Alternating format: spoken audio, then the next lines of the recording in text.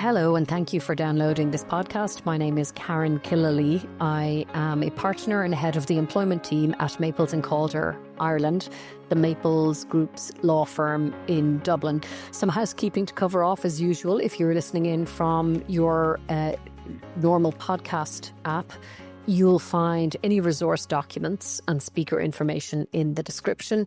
If you've clicked on the media player link, which we sent you by email, then you can find this information in the notes section. Usual caveat, this podcast contains general overview of what is on the horizon for employers in Ireland in 2025. Hopefully this episode will illustrate some of the issues that may be of interest to you. It does not constitute legal advice. If you have a specific situation or question, please do take specific tailored legal advice. Okay, so I'm again joined by my colleague Ciara Longaigh, who's an associate on the employment team here at Maples, to talk you through the following topics. So we're going to look at what is coming down the tracks in 2025, and we're going to take a little backward look as well at some of the developments that were ushered in sort of in late November and December of 2024, just so we don't have anything falling through the cracks. So what we are going to talk about at a relatively high level, just to keep them on your radar, are the following. So we are going to talk about gender pay gap reporting in 2025. We're going to talk a little bit about updates in relation to national minimum wage legislation, statutory sick pay and employment permits. In relation to those Q4 2024 updates, we're going to talk a little bit about some issues that employers should be on notice of, including the use of non-disclosure agreements and new laws governing maternity leave postponements. So finally, we'll do a very speedy whistle-stop tour of some new legislation that's coming down the tracks, and that includes the EU Pay Transparency Directive, the EU Platform Workers Directive, the EU Gender Balance on Corporate Boards Directive, and then some fresh restrictions on mandatory retirement ages. Okay, so Ciara, we're going to dive straight in. I think potentially the most impactful issue for employers in Ireland in 2025 is probably the Automatic Enrolment Retirement Savings Scheme, otherwise known as My Future Fund. And this was signed into law in July 2024. And it is intended that auto-enrolment is going to kick off properly on the 30th of September 2025. So tell us all we need to know. No problem, Karen. So auto-enrolment, as you've mentioned, is a new retirement savings scheme, which people will be automatically enrolled into once they meet certain requirements. It has been set up to provide a retirement plan for people without a work or a private pension to save for retirement. And employees will be automatically enrolled in the scheme if they are aged between 23 and 60, earn more than €20,000 per year, and are not currently, as I mentioned, paying into a work or a private pension scheme via payroll. Employees already enrolled in an occupational pension scheme or a PRSA, which is a qualifying scheme under the rules of the scheme, will not be enrolled into the new auto-enrolment scheme. In terms of administration, auto-enrolment will be run and managed by a new independent body set up by the Department of Social Protection called the National Automatic Enrolment Retirement Savings Authority. A little bit of a mouthful. So we'll call it NERSA for the purposes of today's podcast. And this scheme will be supervised by the Pensions Authority. Okay, perfect. And what, I suppose, in terms of cost, what will employers need to budget for here? And I'm thinking here in terms of perhaps additional pension contributions, employer pension contributions. Yeah, employers will be required to match employees' contributions under the new scheme with further top-ups contributed by the state. So employer contributions will start at 1.5% of gross salary for the first 3 years. And this will rise to a maximum contribution of 6% from year 10 onwards. For every €3 contributed by the employee, the state will then contribute €1. Contributions will not be collected on any gross pay over €80,000, and it's also worth noting that contributions will not be deducted during periods of unpaid leave. Employers will pay employee and employer contributions directly to NERSA. It is anticipated that different methods will be available, including variable direct debit, and employers will be able to set this up on an employer portal. This payment represents a separate return through payroll directly to NIRSA. Okay, thanks. So certainly for employers who don't currently make any employer pension contributions, this is one to watch. And just in terms of employees and the cost to employees, what's the situation there? Well, the latest guidance from the Irish Government indicates that the Department of Social Protection is in the process of developing a transparent and fair fee model for My Future Fund, with charges for employees being set and fully explained near the launch date of 30th of September 2025. But it's expected they will comprise of a modest weekly flat fee to cover the running of NIRSA administrative costs and an investment management charge based on a percentage of participant savings. Okay, so once it's up and running, what are the obligations for employers? Well, following the scheme's implementation, NIRSA will determine whether an employee satisfies the conditions for auto-enrolment and will give notice to the employer of their determination. The employer is then required to give notice of this determination and the enrolment date to the employee concerned. And the notification will be in a form of a letter, which is given to the employee as soon as the employer receives the notice from the authority. The letter must include the determination that the employee meets the conditions for enrolment and the specific enrolment date assigned to them. In advance of the proposed implementation date, employers will be able to gauge which of their employees are likely to be automatically enrolled in the scheme in line with the eligibility criteria that I mentioned just a little while ago. Okay, perfect. So definitely an obligation on the employer to sort of be that conduit and ensuring that those statutory notifications issue. All right. We know that there are abilities on the part of the employee to opt out and opt back in. Will you just talk us through those briefly? Yep. So employees can opt out. If an employee has previously opted out, NIRSA will determine if the employee satisfies the conditions for re-enrolment after a period of 2 years. At that point, they will be given notice of the determination that the employee continues to satisfy such conditions, and the employer must then notify the employee of the determination and the re-enrolment date. Failure to comply with these notification requirements can result in penalties for the employer. That's great, thanks. And can employees who were initially deemed ineligible due to not meeting the age or income threshold choose to actually opt in? Yes, provided their application to NIRSA is accepted, employees who choose to opt in will be treated the same as those who were automatically enrolled. This means that the employee, employer and state will contribute the set rates that I mentioned previously. Okay, perfect. And just finally, to wrap up on auto-enrolment, what are the consequences for employers who are non-compliant? Failure to notify employees as required under the new scheme can result in significant legal and financial consequences for employers, and these will include being guilty of an offence, facing fines or imprisonment, receiving compliance or fixed payment notices, and being subjected to court orders for unpaid contributions and associated costs. So employers must ensure they comply with the notification requirements to avoid these penalties. Okay, that's great. Thanks, Ciara. All right, that's all clear. So let's jump to our next update. And this relates to changes to the existing gender pay gap reporting obligations in Ireland. So even before we talk about the updates, Ciara, do you want to just maybe explain the gender pay gap? So we call it GPG for short, what the GPG reporting requirements are. Absolutely. Even starting back a little further, I suppose, what is a gender pay gap? So gender pay gap is the difference in the average hourly wage of men and women across a workforce. The Gender Pay Gap Information Act was enacted in 2021 in Ireland, and the Act requires organisations to report their GPG across a range of metrics. Organisations with over 250 employees have been required to report annually on their gender pay gap since December 2022.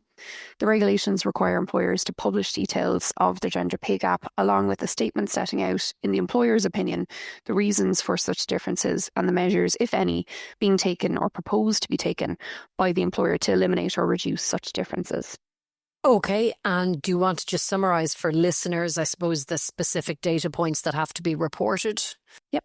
The employers must report gender pay gap data, which includes differences in the mean and median hours and bonus pay, the proportion of employees receiving bonuses, and the distribution of male and female employees across different pay quartiles. Perfect. Thanks so much. Turning to the changes that are taking place in 2025, what do employers need to be aware of? Well, this year it's anticipated that the existing 150 employee threshold required for reporting obligations to kick in will be reduced, and if organisations with 50 or more employees will be subject to the reporting obligations. It is also expected that the existing 6-month deadline for organisations to report the gender pay gap after the snapshot date in June, that period will be reduced to 5 months. The regulations reducing the thresholds have not been issued by the government as yet, but they are expected to be published later this year. Yes, exactly. So we need to just wait for those regulations actually to be published. You mentioned the snapshot date. Do you want to explain to listeners what that is? Yeah, so employers must choose any date in the month of June, and within 5 months of that chosen date, report the relevant data as it is then applied.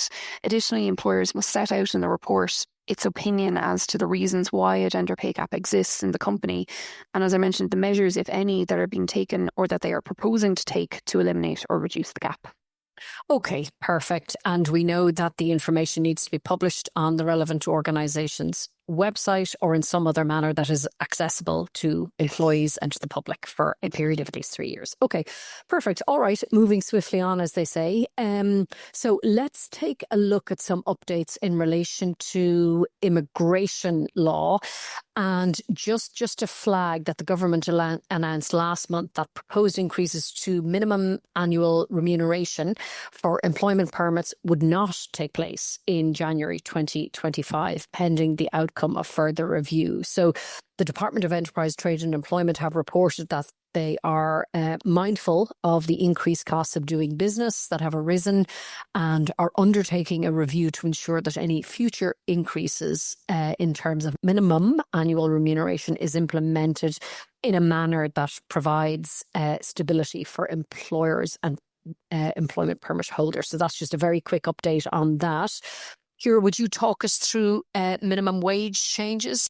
Yes, no problem. The national minimum wage in Ireland, as some listeners will be aware, has increased from the 1st of January 2025 to €13.50 per hour for employees who are aged 20 and over.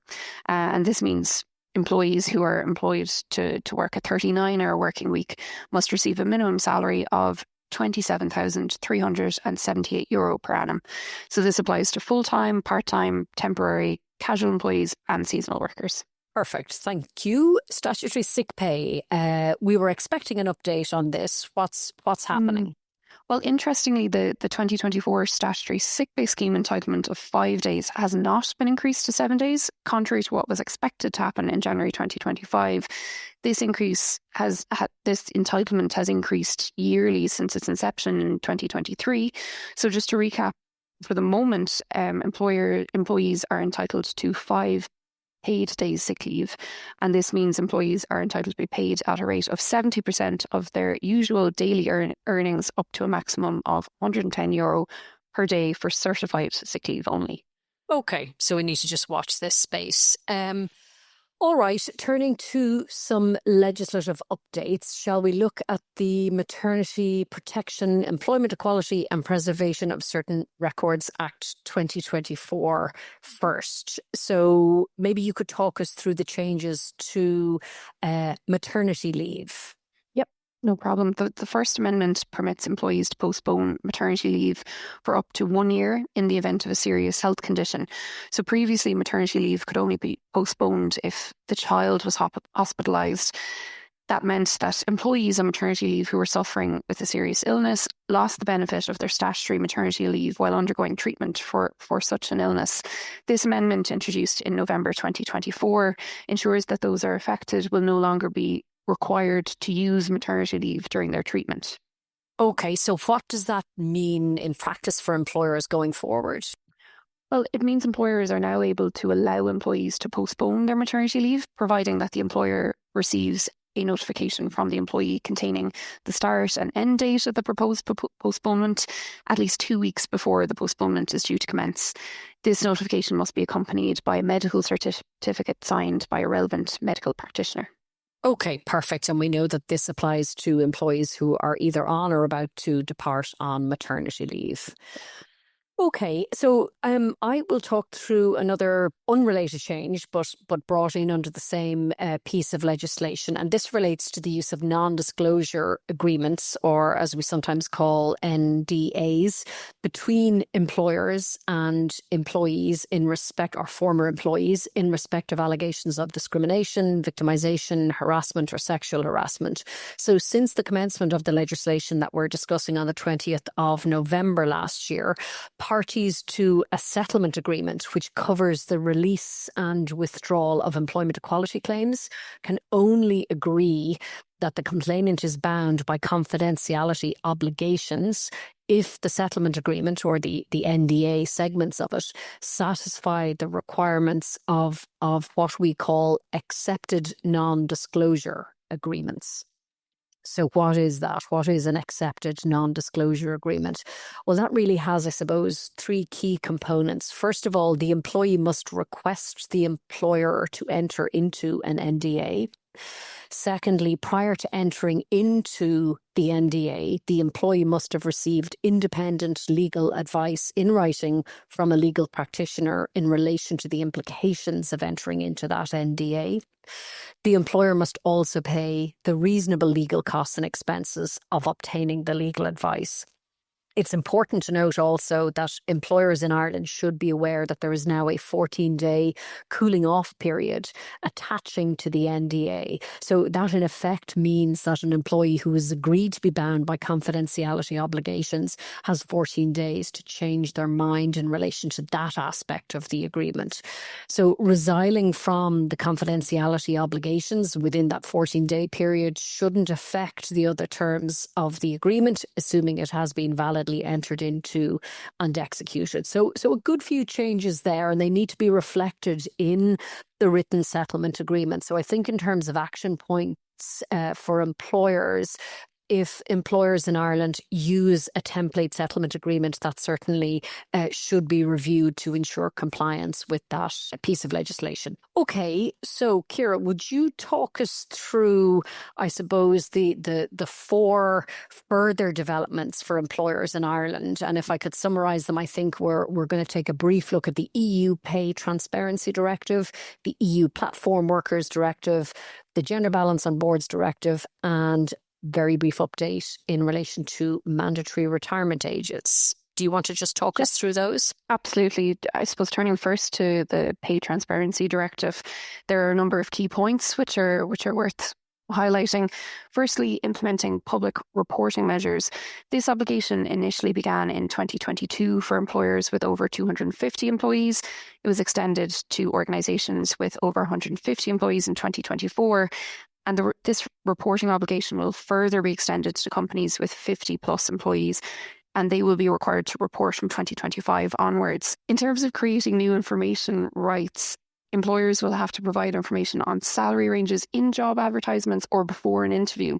And it will also be prohibited to ask applicants about their pay history as part of the recruitment process. It's also important to note that the directive gives workers the right to request information on their individual pay level and their average pay levels, broken down by gender for categories of workers performing the same work as them or work of equal value. And then finally, it's also important to note that employers will no longer be able to prohibit employees from disclosing their own pay, but any information obtained by employees can only be used to exercise their right to equal pay.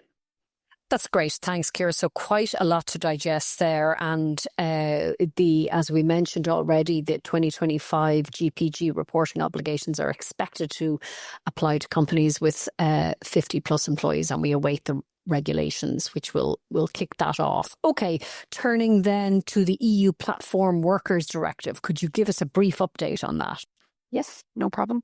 So in November 2024, the EU adopted the Platform Workers Directive, which contains new rules that aim to improve working conditions for those working in digital labour platforms across the EU. The new rules are intended to help correctly determine the employment status of persons working in digital platforms. Member States have until the 2nd of December 2026 to transpose the provisions into national law. Workers who fall within the definition of a platform worker will be entitled to enhanced provisions under the directive. Firstly, there's an extended data protection provision with the prohibition of processing sensitive data. So Article 7 introduces an absolute ban on the processing of certain sensitive personal data of platform professionals by means of automated monitoring systems or automated decision-making systems, which cannot be avoided even with the consent of platform professionals.